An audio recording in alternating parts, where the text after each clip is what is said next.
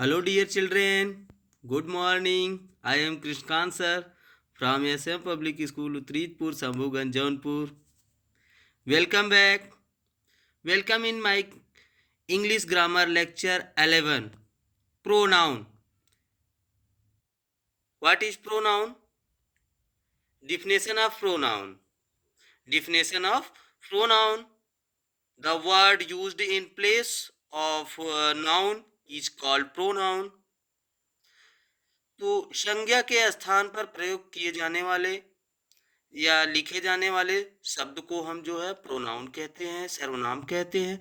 तो प्रोनाउन के पहले आपको सबसे पहले नाउन जान लेना बहुत ज़रूरी है। नाउन हम आपको पढ़ा चुके हैं, नाउन आपको पता होगा। Noun is the name of person, place और थिंग। ठीक, तो नाउन आप पढ़ चुके हैं, तो फिर हम बता देते हैं। इसका एग्जाम्पल है जैसे he, she, I, we, they, we, you, etc इत्यादि। नाउन के स्थान पर नाउन देखिए कार्तिक, जैसे देख लीजिए Kartik it's mango, he is my friend. Kartik आम खाता है और वह मेरा दोस्त है, वह मेरा मित्र है। तो कार्तिक, कार्तिक क्या है? कार्तिक एक जो है नाउन है। कार्तिक एक नाउन है। तो आप कार्तिक की जगह पर हम ही लिख सकते हैं। तो कार्तिक नाउन है, नाउन की जगह पर ही प्रोनाउन हम लिख सकते हैं। तो आप सोचेंगे कि ही क्यों लिखा गया, सी क्यों नहीं लिखा गया? चूँकि कार्तिक मेल है इसलिए हम सी नहीं लिख सकते, ही लिखेंगे। कार्तिक के स्थान पर ही लिखेंगे, ही इज माय फ्रेंड। फिर आगे है types of pronoun. Types of pronoun. Pronoun निम्नलिखित प्रकार के होते हैं। प्रोनाउन बहुत से प्रकार के होते हैं। जैसे पर्सन, फर्स्ट है पर्सनल प्रोनाउन, पुरुष वाचक सर्वनाम। PERSONAL PRONOUN, पर्सनल प्रोनाउन, पुरुषवाचक सर्वनाम। Number 2 interrogative, INTERROGATIVE, interrogative pronoun, प्रश्नवाचक सर्वनाम। नंबर 3 डेमोन्स्ट्रेटिव प्रोनाउन, DEMONSTRATIVE, संकेतवाचक सर्वनाम। डेमोन्स्ट्रेटिव को हिंदी में कहते हैं संकेतवाचक सर्वनाम। नंबर 4 है relative pronoun, RELATIVE, PRONOUN, relative pronoun. इसको हिंदी में कहते हैं संबंधवाचक सर्वनाम। Number 5 reflexive pronoun, REFLEXIVE, PRONOUN, reflexive pronoun, निजवाचक सर्वनाम। इम्फेटिक, नंबर 6 है emphatic pronoun, EMPHATIC pronoun. Emphatic pronoun means होता है दृढ़ता सूचक सर्वनाम। और नंबर 7 है डिस्ट्रीब्यूटिव प्रोनाउन, DISTRIBUTIVE, डिस्ट्रीब्यूटिव विभाग सूचक सर्वनाम। नंबर 8 है इंडिफिनिट प्रोनाउन। इंडिफिनिट मीन्स होता है अनिश्चय। इंडिफिनिट प्रोनाउन अनिश्चयवाचक सर्वनाम। तो सबसे पहले हम देख लेते हैं personal pronoun. What is personal pronoun? Definition of personal pronoun. Personal pronouns,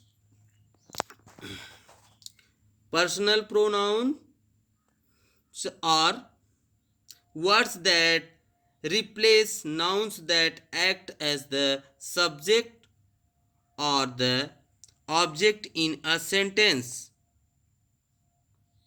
इसकी हिंदी देख लीजिए।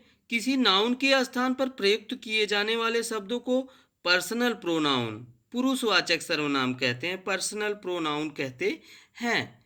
एग्जाम्पल में जैसे Vandana is a good girl, Vandana is a good girl, she obeys his parent, his नहीं हर होगा, हर होगा। यहाँ पर हमने जो है HE लिख दिया है। हर, HER, हर, ओबे, ओबेज हर पेरेंट्स। तो इसमें देखिए पहले वाक्य में क्या आया है, पहले वाक्य में आया है प्रॉपर नाउन वंदना है। प्रॉपर नाउन क्या है, वंदना है। देखिए Vandana is a good girl, she obeys her parents. Vandana एक अच्छी लड़की है, वह अपने माता पिता की आज्ञा का पालन करती है। तो यहाँ पर देखिए पहले वाक्य में आए प्रॉपर नाउन वंदना के लिए, पहले वाक्य में जो प्रॉपर नाउन आया है वंदना, इसके लिए किसका प्रयोग किया गया है, सी का प्रयोग किया गया है। तो यह सी जो है क्या है, पर्सनल प्रोनाउन है। क्या है, पर्सनल प्रोनाउन। अब हम आगे पढ़ेंगे, सेकेंड नंबर पर है इंट्रोगेटिव प्रोनाउन। इंट्रोगेटिव प्रोनाउन का मतलब होता है प्रश्नवाचक सर्वनाम। प्रश्नवाचक सर्वनाम क्या है, interrogative pronouns are words used for asking questions। क्या होता है, इसका प्रयोग प्रश्नवाचक सर्वनाम का प्रयोग जो है प्रश्न पूछने के लिए किया जाता है। देखिए प्रश्न पूछने के लिए प्रयोग किया जाता है, जैसे देख लीजिए, जैसे जैसे क्या है, व्हाट इज दिस, यह क्या है, who are you, who are you. आगे फिर देख लीजिए, विच इज योर बुक, फिर व्हाट इज योर नेम। तो प्रश्न पूछने के लिए इंट्रोगेटिव प्रोनाउन का प्रयोग किया जाता है, जिसमें हम व्हाट का प्रयोग, हु का प्रयोग, विच का प्रयोग, etc आदि का प्रयोग करते हैं।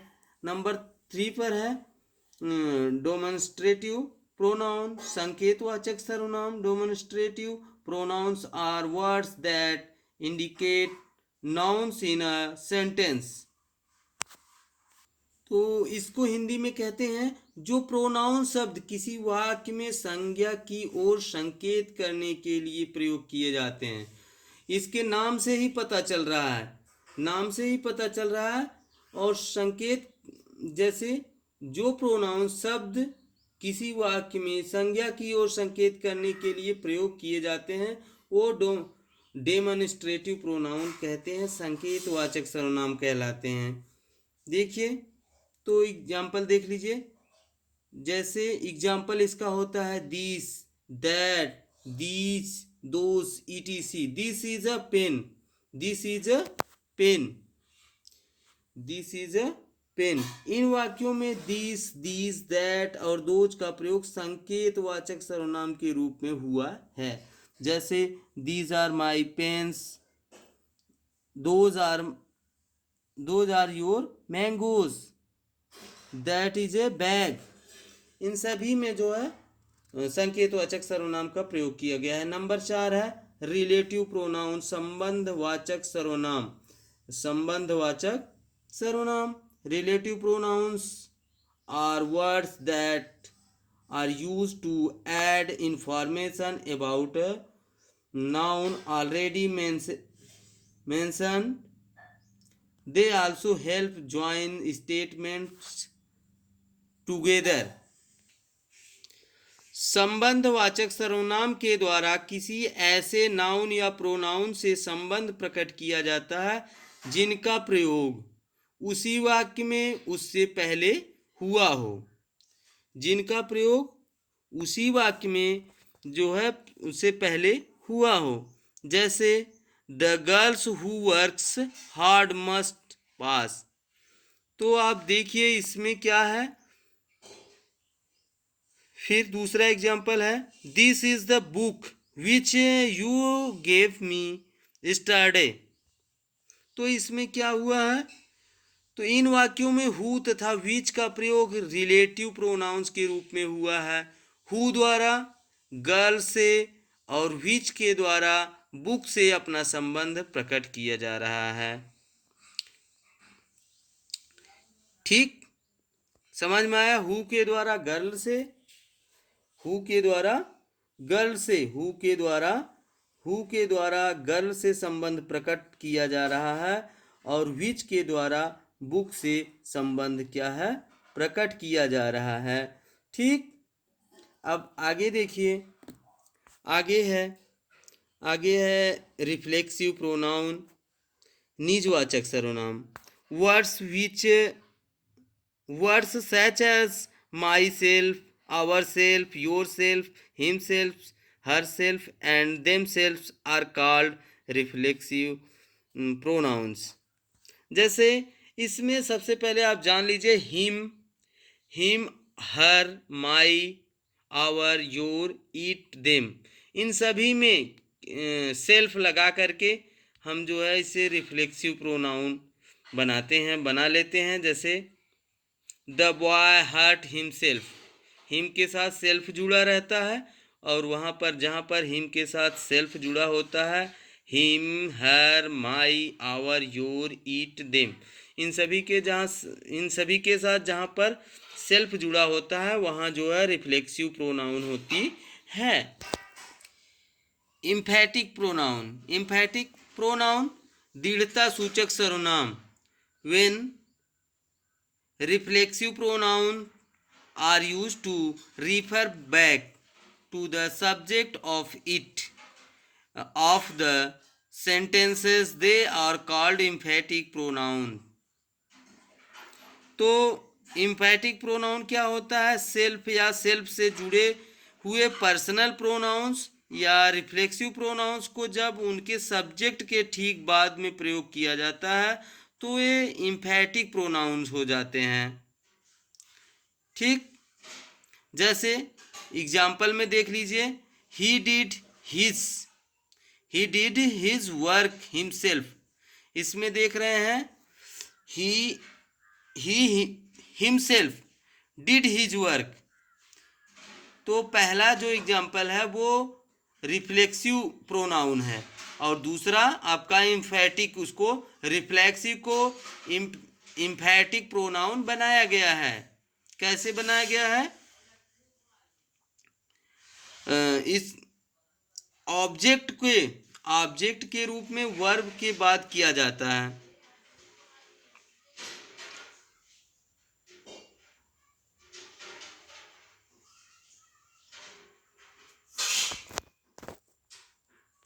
देखिए इम्फैटिक में सेल्फ या सेल्फ जुड़े हुए पर्सनल प्रोनाउंस या रिफ्लेक्सिव प्रोनाउंस को जब उनके सब्जेक्ट के ठीक बाद में प्रयोग किया जाता है, जो सेल्फ वाला शब्द होता है उनको सब्जेक्ट जो करता होता है उसके ठीक बाद प्रयोग किया जाता है, तो वहाँ पर इम्फैटिक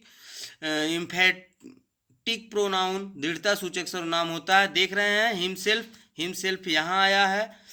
रिफ्लेक्सिव प्रोनाउन में जो है हिमसेल्फ लास्ट में लगाया जाता है, और इसमें जो है सब्जेक्ट के बाद ही क्या है, ही जो सब्जेक्ट आपका है, तो सब्जेक्ट के तुरंत बाद यहाँ लगा दिया जाता है हिमसेल्फ। अगर सब्जेक्ट के तुरंत बाद हिमसेल्फ लगाया गया है तो आप तुरंत जान जाएंगे कि यहाँ पर क्या है, इम्फैटिक प्रोनाउन है, दृढ़ता सूचक सर्वनाम वहाँ पर है। उसको आप तुरंत बता देंगे कि यहाँ पर इम्फैटिक प्रोनाउन का प्रयोग हुआ है। नंबर 7 है डिस्ट्रीब्यूटिव प्रोनाउन, विभाग सूचक सर्वनाम। Distributive pronouns such as each, either, neither and soon and so on इत्यादि, मतलब इस तरह से आता है। Are use to refer to person, objects, one at a time. Each, either, neither distributive pronouns होते हैं। ईच, आइदर, नाइदर ये सभी क्या होते हैं? डिस्ट्रीब्यूटिव प्रोनाउंस होते हैं। आइदर और नाइदर का प्रयोग दो व्यक्तियों या दो वस्तुओं के लिए करते हैं, और ईच का प्रयोग दो या दो से अधिक वस्तुओं के लिए किया जाता है। जैसे एग्जाम्पल देख लीजिए, each of you will get good fruits. देखिए इसमें ईच का प्रयोग किया जाता है, सबसे पहले ईच का प्रयोग किया जाता है। ईच, आइदर, नाइदर ये सभी का प्रयोग, इनका प्रयोग अगर है, इनका प्रयोग पहले किया गया है तो आप तुरंत जान जाएंगे कि ये डिस्ट्रीब्यूटिव प्रोनाउन हैं। तो इनको आप यहाँ से पहचान सकते हैं, डिस्ट्रीब्यूटिव प्रोनाउन को इस तरह से पहचान सकते हैं। आगे है इंडिफिनिट डिस्ट्रीब्यूटिव प्रोनाउन हो गया, 7 नंबर हो गया। 8 नंबर देखिए,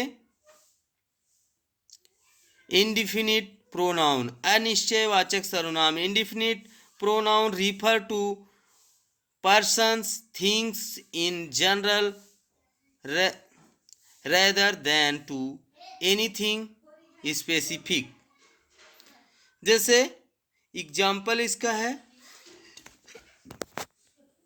देखिए ये ऐसे सर्वनाम होते हैं जिसमें कोई व्यक्ति निश्चित नहीं होता, कोई जो है जिसमें कोई निश्चित व्यक्ति या स्थान या वस्तु प्रकट नहीं होती है, इसमें निश्चित नहीं होता, अनिश्चयवाचक सर्वनाम कहलाता है। जैसे एग्जाम्पल देखिए, one must be A wise, मतलब एक बुद्धिमान है, एक चालाक है। तो इसमें स्पष्ट नहीं है कि कौन जो है बुद्धिमान है, कौन है वाइज, वाइज कौन है, यह स्पष्ट नहीं। नो बडी कम हियर, ये भी स्पष्ट नहीं है, नो बडी स्पष्ट नहीं है। All where in the cave, somebody has stolen my watch, इसमें भी स्पष्ट नहीं है कि किसने जो है मेरी घड़ी को चुराया है। इसमें इन वाक्यों में वन आता है, समबडी आता है, ऑल आता है, नोबडी का प्रयोग होता है। तो आप तुरंत समझ जाइए कि अनिश्चयवाचक सर्वनाम के रूप में ये जो है अनिश्चय सर्वनाम है। अगर वन आया है, ऑल आया है, समबडी आया है और नोबडी आया है, तो आप तुरंत जान जाइए कि यहाँ पर कौन सा सर्वनाम है, कौन सा प्रोनाउन है, इंडिफिनिट प्रोनाउन है। वहाँ पर तुरंत आप समझ जाएंगे इंडिफिनिट प्रोनाउन है, आप उसको तुरंत लिख देंगे।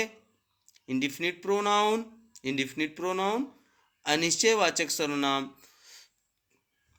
Thank you for watching this video. Good bye.